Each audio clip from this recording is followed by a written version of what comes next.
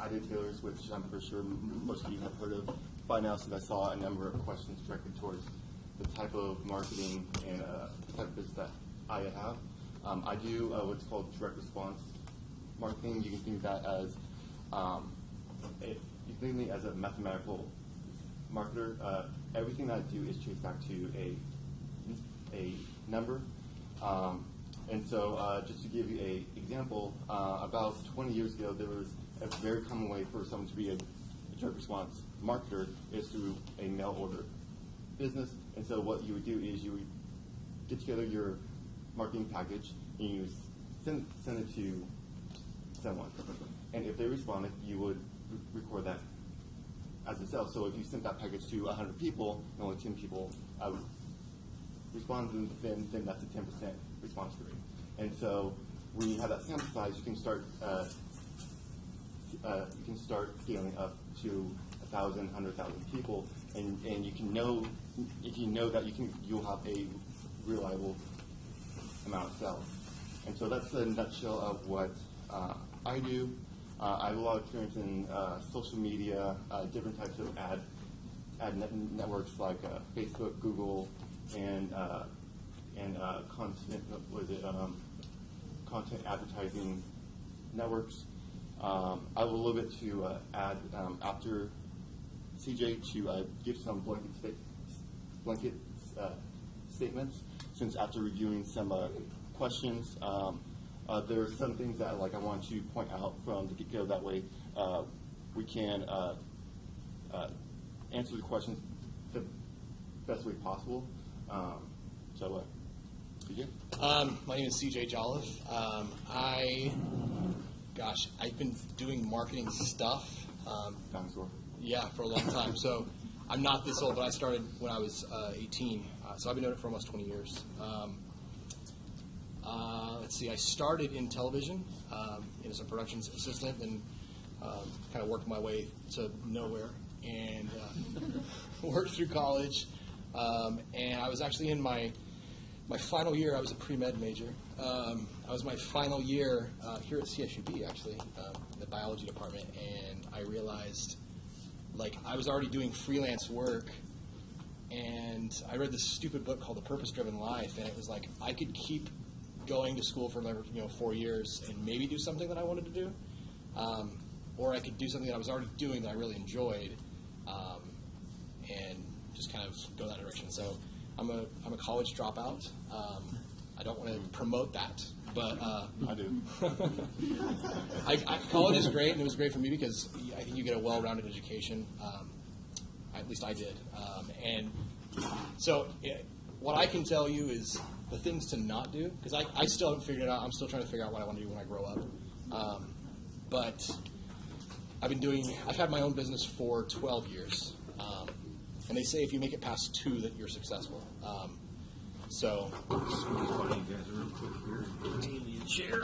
But basically, my business is called Creatively Blind. It's a stupid name, but people remember it. People always ask questions, and that's part of, I think, what we do is causing people to remember what they see, and something out of the ordinary catches their attention. My real specialty would be in, I would say, production, because that's where my background is. Quality production, making sure that, let's say if it is a video, it doesn't look like it was done by a local TV station. If it's a website, that it doesn't look like their cousin did it. Just a level of professionalism that is beyond what Bakersfield is. So basically my goal is to be the big fish in a small pond, and then move to a different pond and replicate that. I'll let you know how that works. Other things, I have a total appreciation for what Vonnie does, because it is very numbers based and it's about tracking. And so I believe you shouldn't do anything unless you can track it, whether it's spending money on advertising or whatever. You need to be able to track your results so you can determine your ROI. And I think that may be something I could talk forever, so I won't. Yeah. One thing that I forgot to mention is that a lot of my experience is in copywriting. If you don't know what that is, it's pretty much just using words on paper or on a computer screen to convey a message, ultimately to get someone to buy something or to take a specific action. And a few blank statements on the questions. There were a lot of questions that were asking, what's the best next thing to do? What's the best marketing strategy? And really, that's a really hard question to answer, since it's not what's the best one, but it's what's the right one for what you're trying to do. Since I've worked with small businesses, I've worked with online businesses in all different types of markets and niches. But it's really, what's the strategies that are going to work well for the type of business and the type of customer that you have. And a lot of that comes from knowing your market and knowing your customer, and the strategies will come from that. And then the last thing is that a lot of the stuff that I do has been used for the past 100 years. If anyone's interested, I brought this book since I mentioned it in the last panel. It's called The Advertising Solution. It's pretty much takes all the great minds from the past 100 years. They have all written books that are very dense and very hard to consume. You have to read them over and over again to fully grasp what they're trying to teach you. But this condenses it into, it's easy to read, digest, it's enjoyable, and it puts it in context of how you would use it in today's world. So if you ever want to know a little more about drug response, this is the book that I would recommend. And then can we hear about the project so we can get a context of what everyone's dealing with? Yes. Let's start with Shout, and we'll just work our way around the room. You guys want to describe the project you're working on a little bit? We have started a nonprofit, 501c3, in order to facilitate the reunification of foster youth and youth that are born of the system with their original families, and if not with their original families, then with a permanent home. That's the basic gist of it. It's going to be a short-term residential therapeutic program, which is about 6 to 2 years, depending on the length of the program they need. 6 months. 6 months to 2 years. I apologize. What's that? Yeah, it's residential, 24-hour care. I don't know, what am I missing? We need money. Funding. Funding is our focus right now. The reason that is because by February we'd like to have the doors open, and in order to have the doors open, we need $10,000 in the bank account, just sitting there waiting for children to use.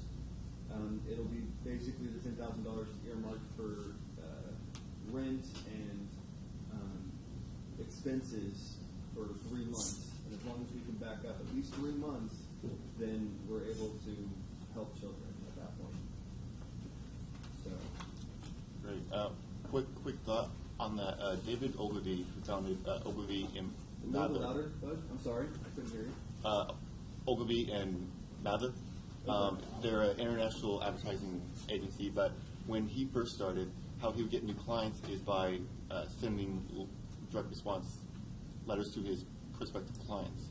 And so that might be one way that you can convince people to fund what you're doing, because that's not something that most people think of. And that letter is pretty much a sales letter. You're making an argument of why you need this money and how is that going to help the people who you are trying to help, and also how that benefits the person who is either lending you the money, doing like a joint venture, stuff like that. In that respect, my colleague Stacey Flores she has put together a list of people we can contact, and Jennifer Varner has written a nice letter for our donors explaining who we are, what we do, and why we would need funds. Mm-hmm. And so together they've actually done what you're talking about. So it's good to hear that we're on the right track. What have you defined who your ideal contributor is? Somebody who wants to help the children. I mean, we don't. We keep saying children, but it's an entire community. We're Right. helping children to build a community. So, any investor would be there to build Kern County or Bakersfield up as a healthy community. I'm looking at this like from there's a couple nonprofits that we work with, and like I have a heart for that kind of stuff. I would say from our business, steer clear of nonprofits because they're not profitable. But damn my heart. So to look at it from a marketing standpoint, not from like, oh, it's a heart thing and whatever. Like, you want to get people that have money. Like, that's what you want. I mean, I hate to say it, but and you want to basically compel them to donate. And there's going to be some pulling our heartstrings for that kind of thing. So we are in Bakersfield, so the Good Old Boy Network is kind of where you start. You need which is not that hard to find. Like, because we're Bakersfield, we are small, and somehow you know someone that can get you in to talk to someone. And especially if it's a cause that would be, especially like near and dear to their heart, then great. From a production standpoint, if I were going to put together a proposal, like here's what you need. You need a website that looks like you didn't do it yourself. Because people would need to get on your website to find out about you. That no matter what, if they're going to write a check, they need to be able to check you out. Yeah. Beyond that, like you could, if you would qualify for it by being a 501(c)(3), you can get $10,000 a month in AdWords grants. Now, people aren't going to search, where can I get my money to? So you have to be creative with what kind of keywords you go after. Beyond that, like some kind of fundraiser, whether it's a dinner, an event, golf tournaments are fun. I don't know how much money they make. But you would get me there. If there's a golf tournament, I'll totally be there. You and me both. And then, some kind of, I would say video. Because what is it all really about? I think marketing is telling a story. So, good example, this is a person that has gone through, a program like this, and this is how it's helped them in their life, how they're now successful in this, or they're on the right path instead of this is where they could have been. And it sounds manipulative, but I swear it's for a good cause. Like, you just pull on heartstrings a little bit, and like checks will be written, especially if there's like alcohol involved. So you loop up their wallets a little bit. Drink on screen? No. I'm saying have an event, have people have a video, and before the video, like let them drink, play the video. It's like passive dance at all their events. Exactly. See, there's a formula. And it sounds terribly manipulative, but you have to realize, too, like, you're not making them do anything. You're just putting things in the right place, in the right order that, yeah. Sorry. Okay, so Very much. yes. The other ventures continue to go around the room. Stefan, do you want to talk a little bit about the drone project? Or like Alyssa? So we're teaming up with some of the guys from the engineering department, and so basically they're creating a drone which is going to be faster and less longer than any drone in the market, and for agriculture, and then also for like the oil fields too. Maybe they can monitor the pipeline. So right now we need to talk to the farmers and customers and see like what information they want track, and then they're creating a program for that. And they're going to be solar panels, but we're first just like working on the first model. I don't know if you have any. Okay, I totally do. Let me scoot forward. My concern is the marketing would be how good is your widget really? And I think that's one of the things that may make Creatively Blind a little bit differently, maybe a little different than other people.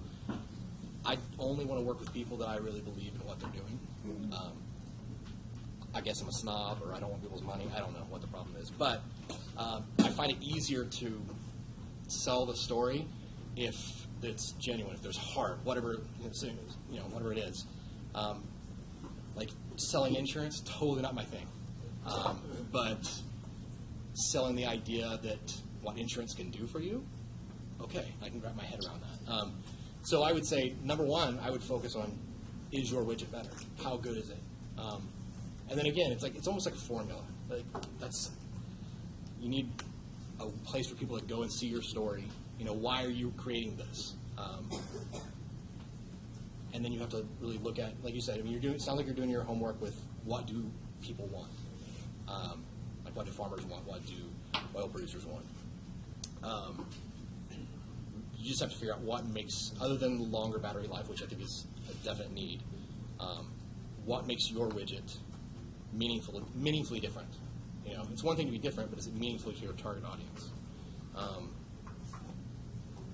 One of the things, this is kind of getting sidetracked, but I will make it quick. Like, I feel like if you don't have your operational excellence down, or your ability to scale, if your stuff's not together and working right, then there's really no point in doing marketing, because that's the foundation. Then there's marketing, and that's the organic. People be able to find out who you are through word of mouth, looking for you, or just the pieces that you would pay to advertise. And then advertising is the top tier. That's when you're paying someone to hear your message. So I feel like it's a bottom-up approach. If you have your stuff in line, your ducks in a row, then you start spending money on advertising or marketing, and then last case scenario, you spend money on advertising. I don't know if that answered your question. I could go into more detail, but yeah.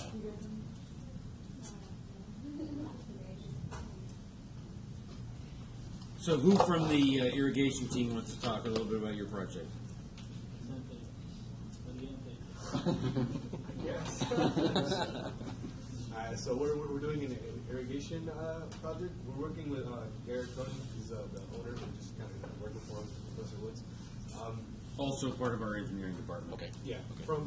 From what I gather, it's not like an irrigation system like in place with sprinklers and stuff. It's more of like the software to help farmers, ranchers, anyone who needs it really better how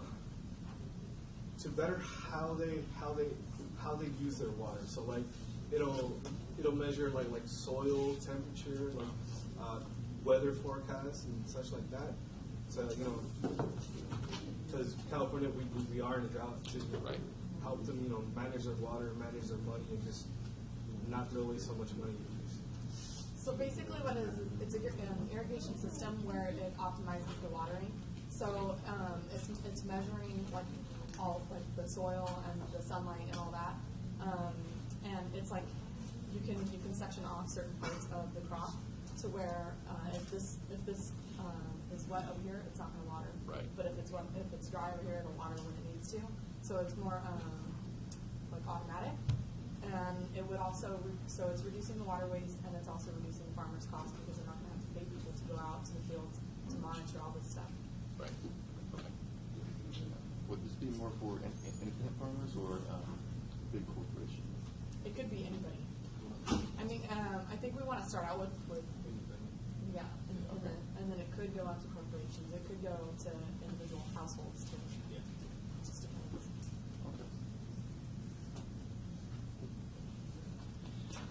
Okay. I just didn't want to step on your toes. So we have the website set up already. Okay. We haven't started talking to farmers yet, but we have a website. We're in the process of doing that. Garrett's working on his software right now. He's perfecting it at the moment. He should have it done. I think he said by the end of the year, maybe. Yeah. Yeah. So what's cool about what you're talking about is it ties into what I said earlier about the foundation, right? That operational excellence. So if you can help a grower achieve a better, a more efficient operation, that's one way to grow their business, And so in our business, we say there's 3 ways to grow your business. There's actually 4. The 4th is that operational excellence part. The 3 ways would be to sell more per transaction, sell to new customers, or sell more frequently. So what's cool about that is you're really helping them build their business without going into marketing and talking to some guy like me. And so whenever they do talk to someone about marketing, about advertising, whatever it would be, they're already set up to be more efficient. I would say the important thing for what you guys are doing is case studies. Just showing that there's proof in the pudding.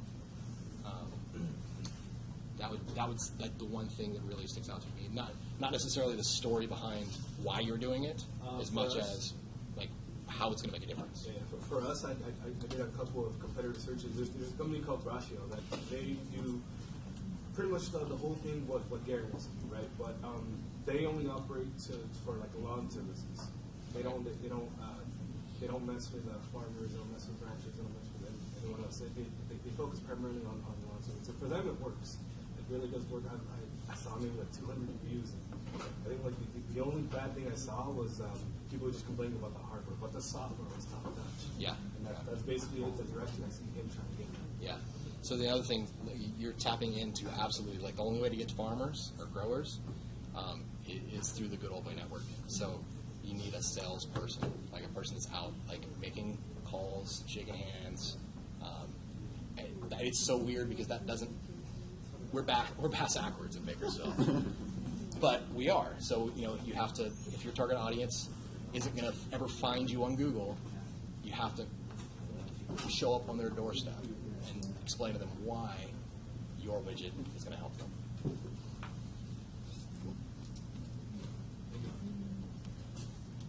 So Polyoptics, who wants to describe that venture a little bit? So ours is a political science game that one of the political science teachers came up with on campus, and it's basically a game about critical thinking and reading puzzles and questions, and well, it's basically it's an app and it's a game for political science students. So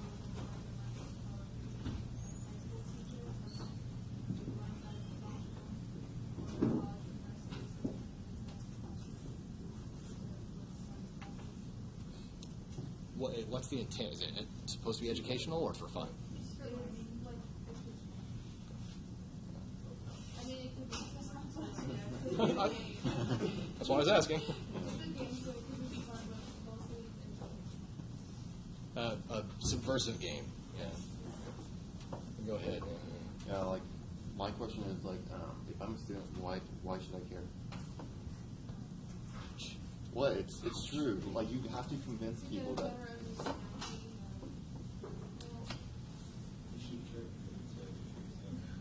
If that's your way of getting teachers choice of method to use, then I will say you're going to They don't have to care. They just have to be told they have to. I would actually jump in and second what Matthew said, because your professor said that you have to use it. Yeah. Basically, the marketing channel that we're thinking about right now, like there's a simulation that I use in my business strategy class. It would be a similar application in political science classes in high school and college. So it's driven by the professor choosing to use that software as part of their class. How is the professor motivated? How is the professor motivated to push this product?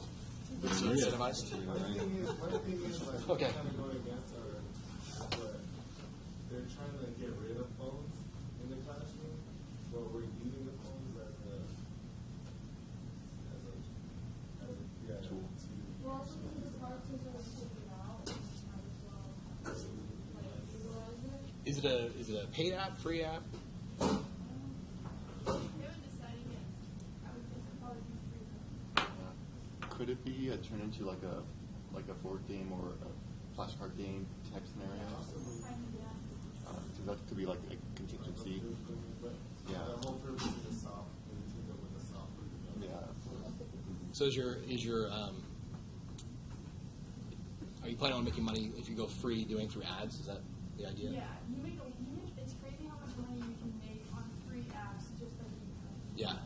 But yeah. So, I mean, one of the, I look at incentive, what motivates people, right? So if you were to incentivize, let's say, instructors, that they get a percentage of the, like, ad revenue that's generated through their, like, I don't know, unique code, And if it's a tool that's constantly being updated and getting better, then they're going to continue to use it. And, you know, how many students does an instructor have? And like who doesn't want a little extra income? You know, that's what I would do. But the implementation part is totally up to you guys. So.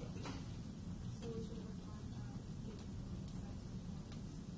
Right, because like you could have a great widget, but you almost need it to kind of go. I hate this word, but to go viral. You know, and one of the ways that'll happen is through the sharing of it. So whether it's the instructor sharing it or the department head sharing it with, you know, their people, whatever. Otherwise, you're stuck in this marketing area where how are you going to get instructors to find out about your app? You know, because it could be the best app ever that really there has like a great education piece to it, and people will really learn from it. But if they never hear about it, then you're bankrupt.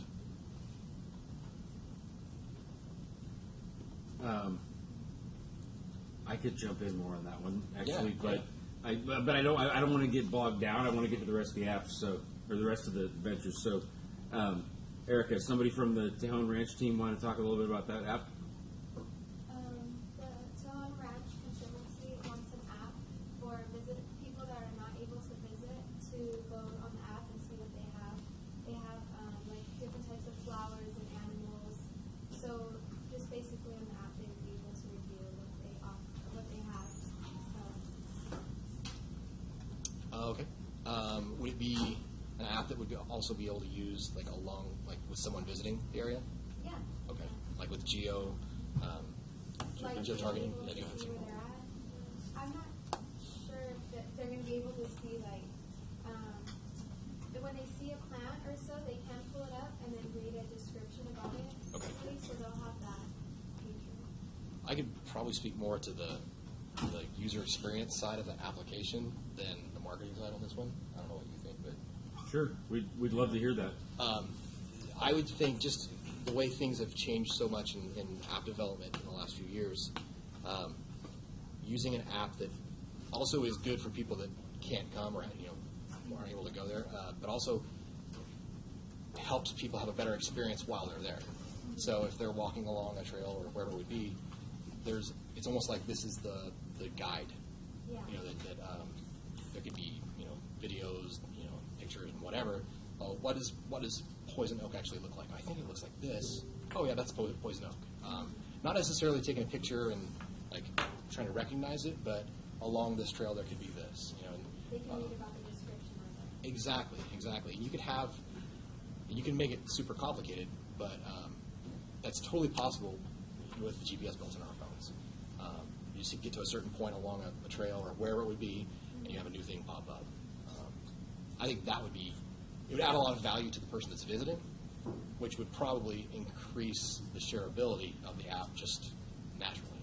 And then beyond that, Yeah, like I'm seeing more value for the person visiting rather than people who aren't there. yeah. Like it's more like it sounds nice for the people who aren't there, but how are you going to get their attention to take a look? Right.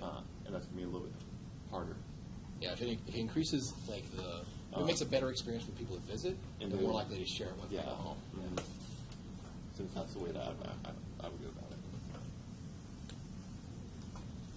Gas station app. You want to describe that one a little bit?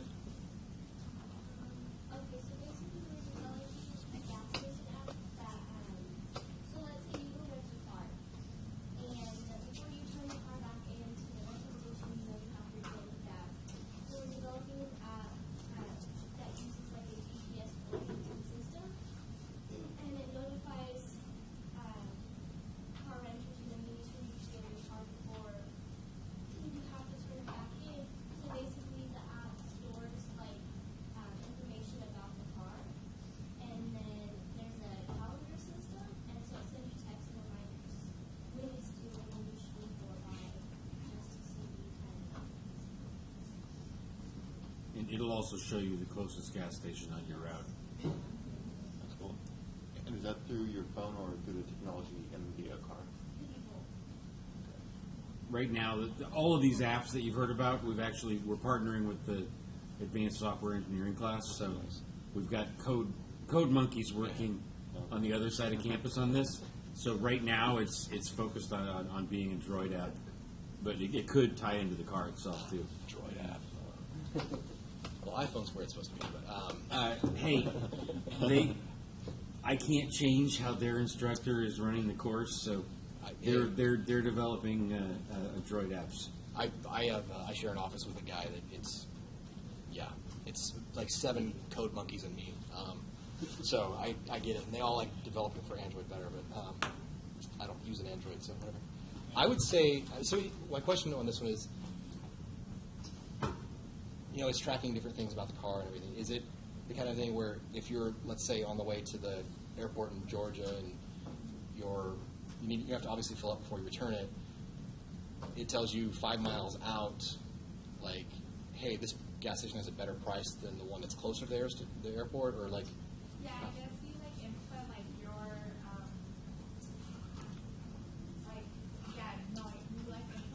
what your desires would be if you're going based off of what's the cheapest gas station near me or what's the closest one, whether it's high kind of like that. So you kind of input what you are looking for, and then it'll tell you the best option for you.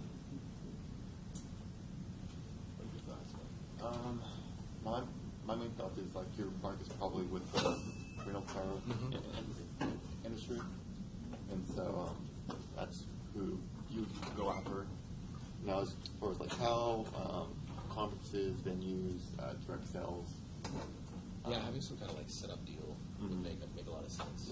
and whether it's licensed versus they can buy it and use it on all of their cars. But that's probably something that can be figured out in the future. The only thing that I would try to narrow down your unique selling proposition so that you can take all of that and put it into 1 or 2 sentences. Since you use the example to explain what you're trying to do, and you need to have a nice succinct 2 or 3 sentences long of what's unique about what you're doing and why should I, the customer, care about it. Bernice, you want to describe Ghost Watch a little bit? I use a game called Ghost Watch, and it's similar to Pokemon Go, except it's Ghost. And we have a website already. We're in the process of talking to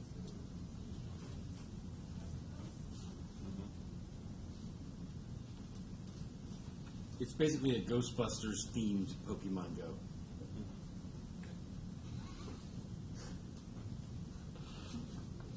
You're way younger than I am, so this is probably more your. I don't use my phone for games. I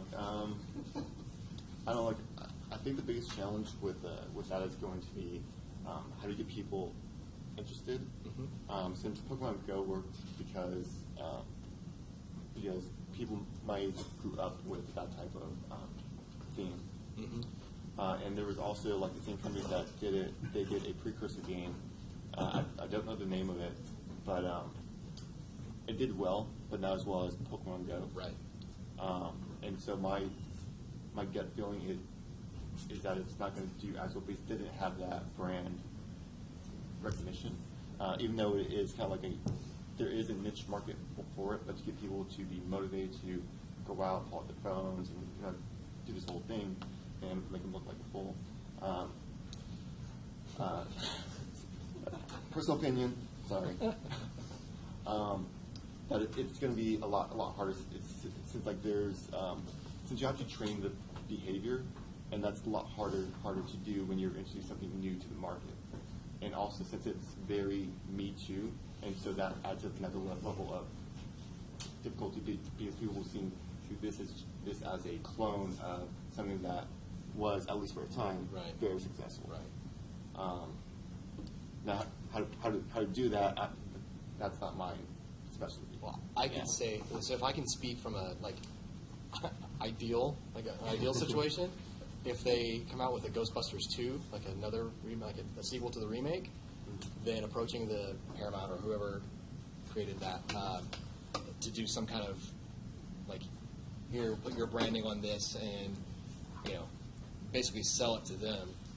Because I don't think there's going to be longevity in that kind of thing. I think it's going to be kind of like you said, like it's really hot for a minute and then kind of fizzle out. But that's kind of the way games are, So I would, in an ideal situation, go to the movie studio and offer that, for X amount of dollars. Here's your finished app, and it's just another way to promote your movie and get people to get involved. And it could be a free app that they're just promoting their movie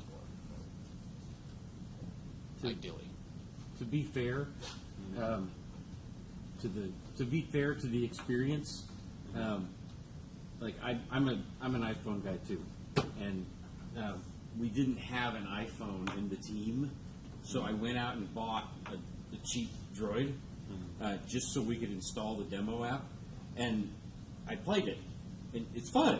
I have to admit, the actual hand-eye coordination of having to point the camera basically in the direction that this arrow says, and then the ghost will come into the screen and you shoot at it. It's kind of addicting. Yeah. Without the theme, the actual hand-eye coordination is kind of fun. But that's I was surprised. I didn't know that. I'm not the target market for this, Right. but I actually enjoyed playing the little demo game. So for me, games are like drugs, so I know to stay away from them. Because if I start playing a game, I will be consumed, and then there goes my day. No billable hours. So Fair enough. Jonathan, you want to talk a little bit about your app? Sure. So basically, when we have a car hauling app, the idea is it's designed for the dispatch group. The idea is to keep the information flow all in one place. So right now we have, let's say we have a system already in place that most people use one system that sort their cars and filter, and then when you dispatch, right now the current system we use is the email out to all the drivers, so you don't have to have it app that way. It's just convenient, easy, cheap. But the idea is we'll keep track of all the cars and to not have to input things manually into the system multiple times. Making a system where you can input all of your information from customer database. So like the CarMax, that's one of our biggest customers. All their cars would be inputted into our system. We'd have sorts, we'd have a map view, things of that nature. Something that could build a load matrix that would optimize routes and give a cost per mile and a cost content.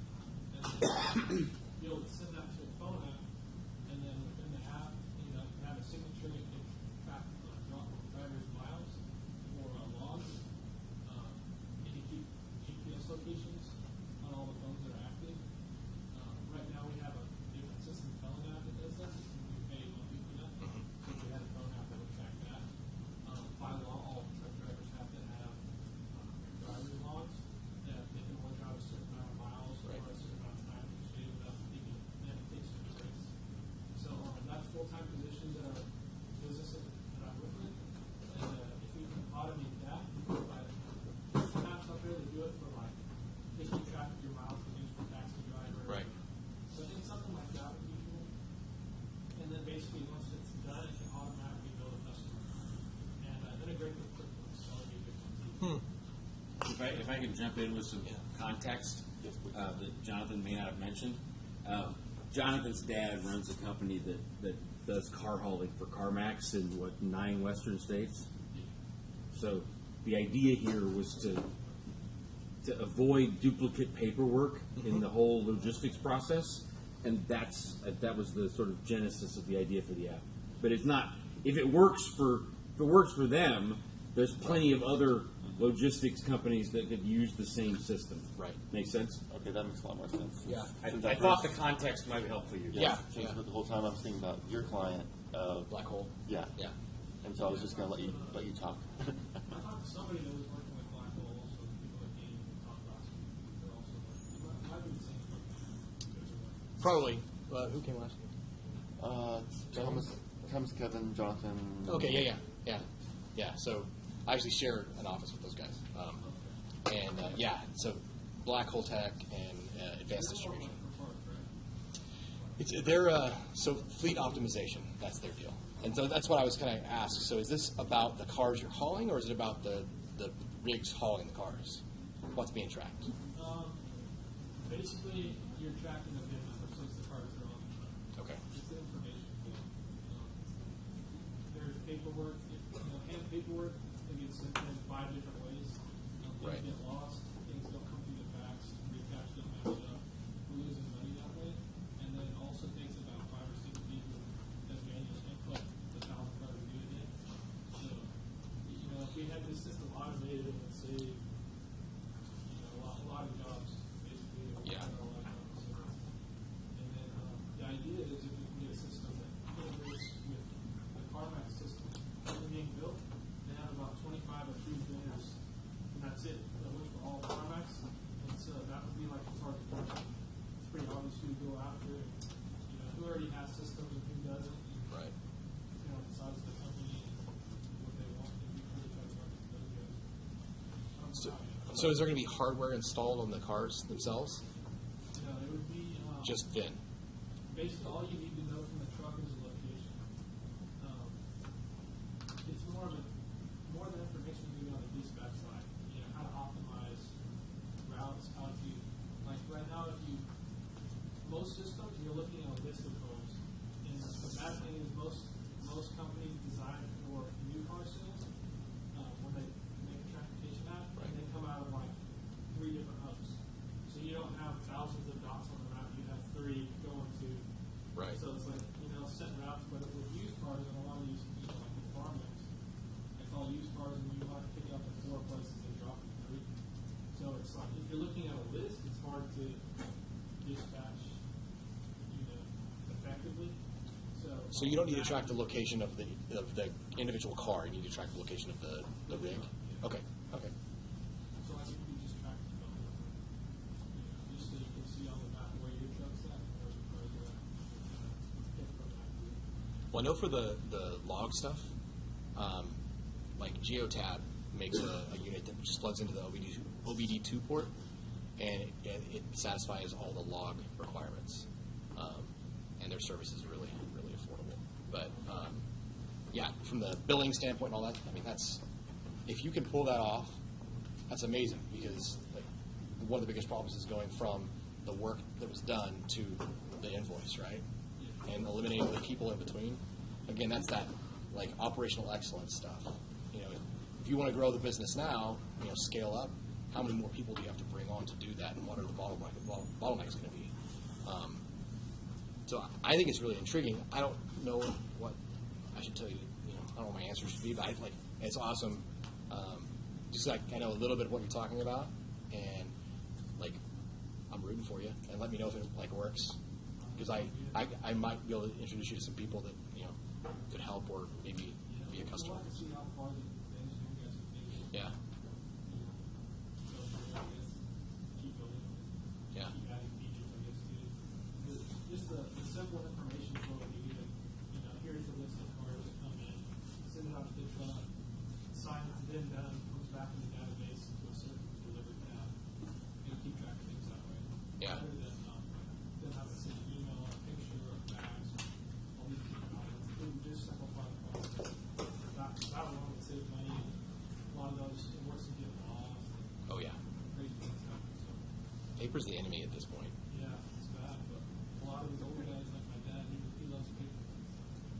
I don't like paper, but I realize that all these younger people start taking notes. I see them with paper and pens. I'm like the nerd with the iPad, and we going past that. How are we why are you using paper? And they start talking about retention and all this other stuff, and I will say it works. Tricia, does somebody from your team want to talk about the not 24-hour fitness app? Yeah, so we're developing an app that's just basically going to assist with facility maintenance. Say we have the gym over there. So say they had a problem with the treadmill, then an employee would go. They could take a picture of whatever the problem is, and then go through a list of exactly where it is. They could say it's in the gym, it's at the treadmill, and it's an electrical problem. And then they would just click submit, and then that would send it to a work order thing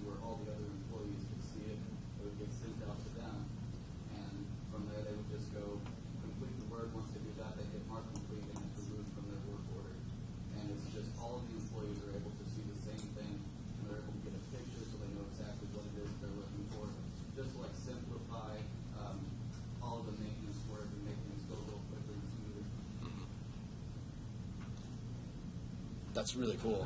What's funny is I'm working on an app right now. I do user interface and user experience design, not the programming because that's makes my brain hurt. But there's something very similar like for that, but in a different industry. So like what you're saying is like kind of ringing some bells.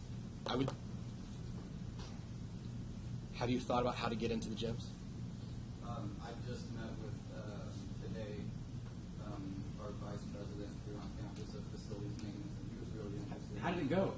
Really good. Good. He was interested. Just some more background. Yeah. The original idea for this app, my best friend from undergrad, my freshman roommate, does software development for 24 Hour Fitness, and I was asking him, "Gee, what? Yeah, I need some software app ideas for my students to work on." And he's like, one that would really solve a problem? This. Nice. So how do we get in with the gyms? We have an inside connection with 24 Hour Fitness already. Run with it. Yeah. When you have that kind of connection, I mean, it was requested by the Right, software right, development consultant for 24 Hour Fitness. what's great about that is that you still need a website or something, an informational piece, so that people can see that it's real, and then that you need a functioning app, and hopefully that widget works really well. But like that, when you have those kind of opportunities, you run full force. I would say my little just input for the actual functionality of the app.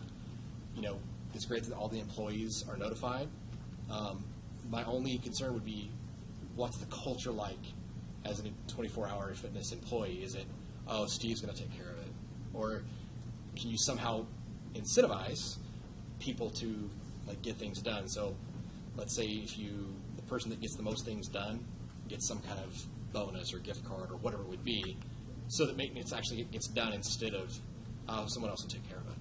But that's just my 2 cents. And then the last venture is Baywatch. Derica, do you want to describe Baywatch a little bit? Hey, by the way, I got the shorts. I love them. Okay, They just came in the mail yesterday. something happened. I have to double check because it says that the payment, like I first went through it, now it's like. I think there's a story there. I know. I want to hear this story. I don't know. Yeah. I got the shorts though. Yeah, your money went through, and then it's something wrong with the Shopify. They said it was like a Shopify error. Okay. Well, go ahead. With that being said, describe to these guys what your venture is. And we're on the edge of our seats. I don't know if you can tell. This has to be a good one. No, it's not that great. I know everyone else is like. Oh, I heard Baywatch in shorts, and I'm like. Okay. So basically, I just decided to do like an online swimwear store and accessory store.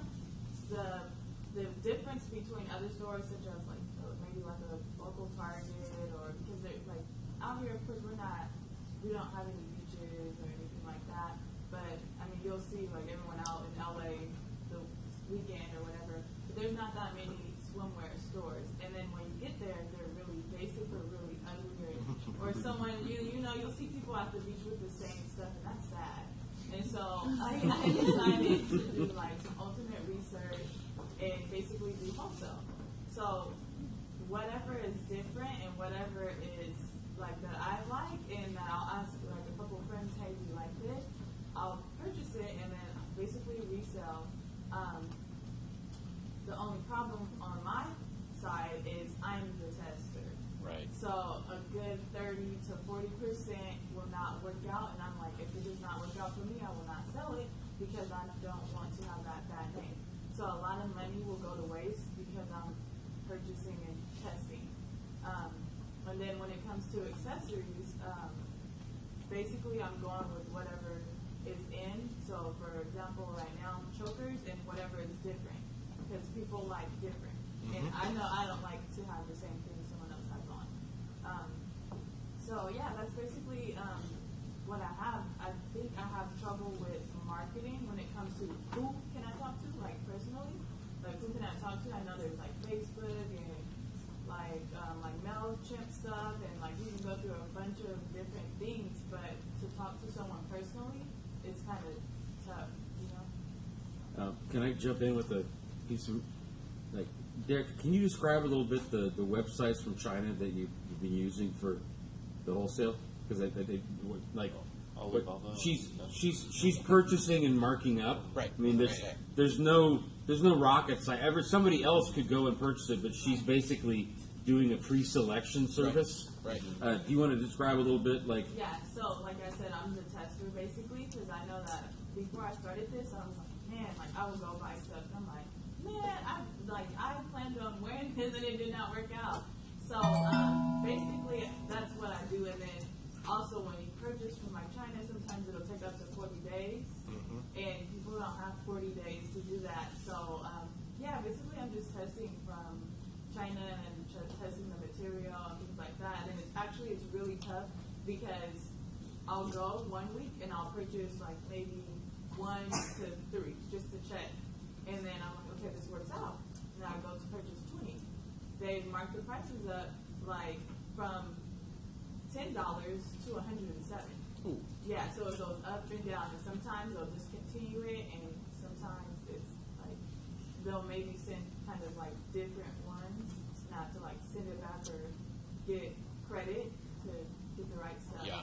So that is actually, I think, the biggest challenge I have. Like those Heaven shorts, they're like $107 now, and I purchased them for like $15. And it's like I'm not purchasing them for $107. And then also I don't want to sell high. Like I don't want anything too much higher than what Target would be. So This is a good one because we both have input. I can tell you've got stuff. I heard Facebook in there. It was like, yeah. Yeah, like the first thing that I would say is know down who you're selling to. Since you said wholesale, which first I thought, okay, lots of different types of people, low prices. Like this suit is wholesale, like it's great, it's awesome, right? Yes. Thank you. But then I heard you talk about you and what you like and what you approve of. And so maybe take yourself as your avatar and figure out what is it about you that you can put into an avatar and describe that as in values, attributes, and then use that to figure out what your marketing should be. Since there's all these different channels that you can figure out, and it's just a simple Google search away. I would say focus more on building a community around you first than going for the paid advertising, because that's going to be a lot more valuable. You're going to get a lot of feedback. Always ask for feedback. Yeah. And possibly start, since like the type of marketing that I do, I always ask for what people's struggles and challenges are. So you can say like, hey, what's your challenge with finding the right swimwear? What's your challenge with being out there or different? And get that feedback, which also will give you information on what's the language that people who are attracted to you and what you're doing, what's the language that they're using, because sometimes a single word can either attract someone or repel them. And that will also tell you like the tone of voice and all these different meta conversations that it's hard to go into without more context. So figuring out what your avatar is probably like the most important thing that you can do right now. I think so. I'll be like completely transparent. I don't put as much emphasis on social media as a lot of people do, because it's different for every business, and I don't think it's as effective as it was 5 or 6 years ago. It's not the promised land that we were all kind of expecting it to be. So that being said, this is perfect for social media, but you need a true following. Like it's a following you need to earn, not a following you pay for. Obviously, like Instagram. I mean, you have to be on Facebook, but that's where your parents are. You know, like so that's 5 years ago. Snapchat, obviously. Pinterest. I don't know because I'm not a girl. Hey, Pinterest is awesome. So, I have opinions and I'm not afraid to use them. But I think on the let's say the actual business side, what's really interesting about what you're doing is, I mean, it is a wholesale and retail thing. You're buying a wholesale, you're selling, you're marking up and selling. The pieces that you don't approve of, that don't make the cut, one, that can be a write-off, which is great, you know. But two, why not start a secondary like site that really is just about dumping bad inventory or dead inventory, stuff that maybe doesn't sell.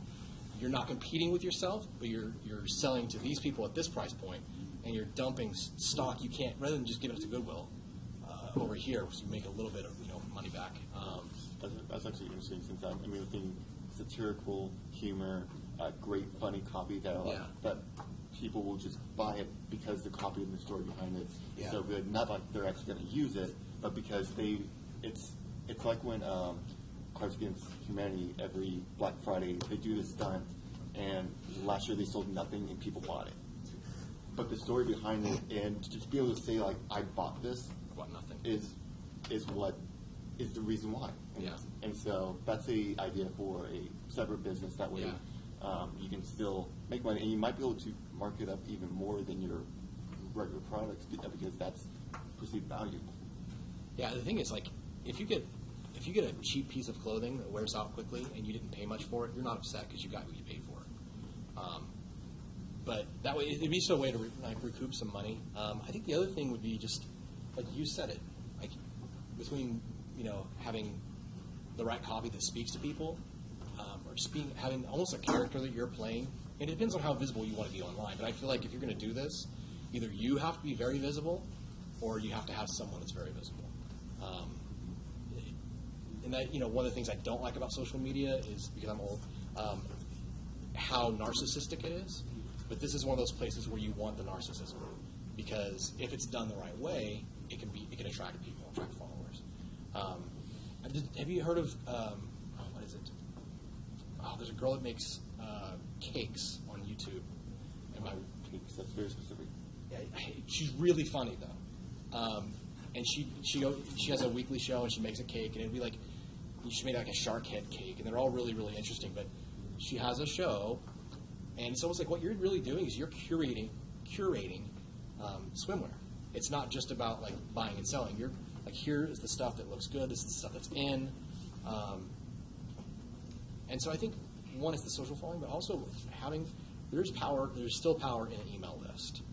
So getting the right people on, and maybe having certain specials that you don't run through social media, you only run through an email, and it incentivizes people to sign up for your list. And speaking of email, there's a person's list that you can get on. You might be offended by it because he's very abrasive, but the style that he does works really well. His name is Ben Settle. You find him at bensettle.com. Just know that for some people it rubs them the wrong way. Settle. Okay. Like S-E-T-T-L-E. Oh, I got it. Yeah, there you go. But his style of email works really well. And especially for what you're doing, you can easily create a relationship with your audience through email by just telling stories. And what's great is that you can also use video in the same way, in the same kind of like style. They just put it in a video format. And what's great is his style, you can produce emails very quickly, whereas some people, they overthink email. It has to be all this design work. It has to promote my product. You don't want to do that. You could just have a text-based email. Yeah. Well, we're all different, but I can tell you I could write something in satire and have a personality that was bigger than the world, like very easily and much quicker than I could do something that was serious. So that makes sense. So, well, professional, whatever. Professional thing's very hard for me. So if I can jump in quick, it's 10 after 5. We've got about 5 minutes left.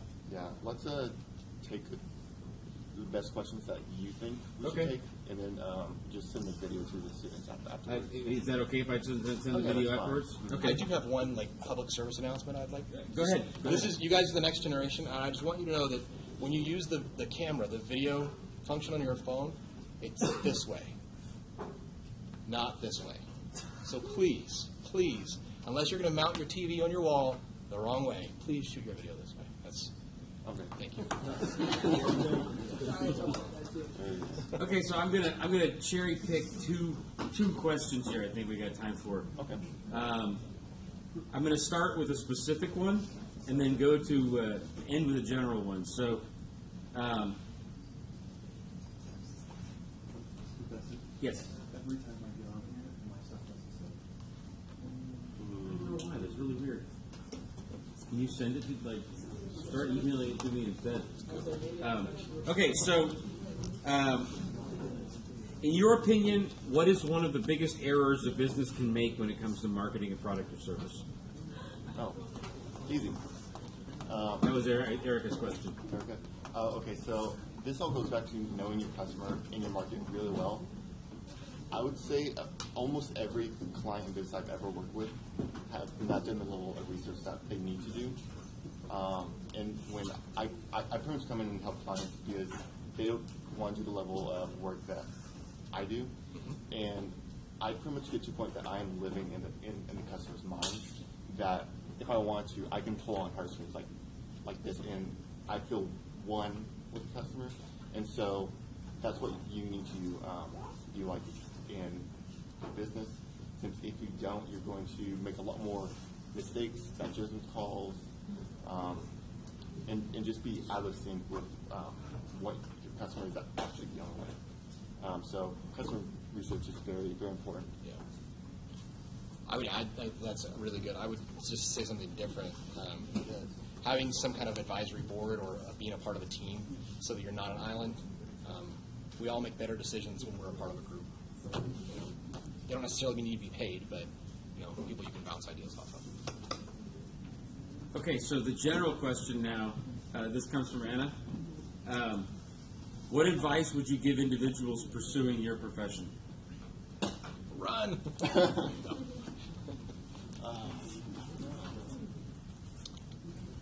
There's two ways that you can go about it.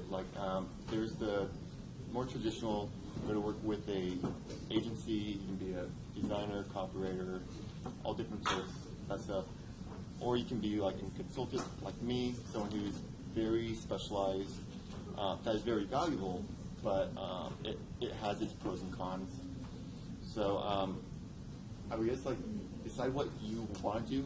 My preference is to specialize because you make yourself a lot more valuable. But I don't know,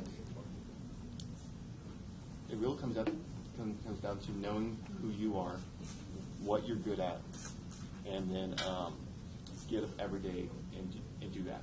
Yeah. I would say network. And just know that, when you graduate, that's not right now you're there. You're going to have to put some time in. A lot of time. I'm not saying anything differently than I was 12 years ago. People just didn't listen to me 12 years ago. I hit 35, and it was all of a sudden, people actually listen to me. The bags under my eyes are helping. I'm saying the same thing I've been saying. It's just now I have the experience to back up what I'm saying. So I would, if I were to do it over again, I would really I would bug someone to mentor me. One, not just hey, you should live your life, but again, kind of help you out. I was helped out. I was given an internship at a TV station. That's how I got into television. That's how I ended up here. But yeah, find someone to take you under their wing and bug them. Just bug them until they are so sick of you that they say yes. Yeah. Cool. Well, there's so many other questions I'd love to keep going, but we've run out of time. So let's give a big round of applause for our.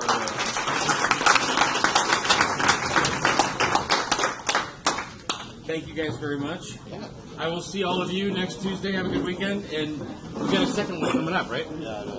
Yeah. Okay, I just want to make sure. And the one at 7 is the same room you were in last time. Yeah. Okay. That's a fun story. Yes. So,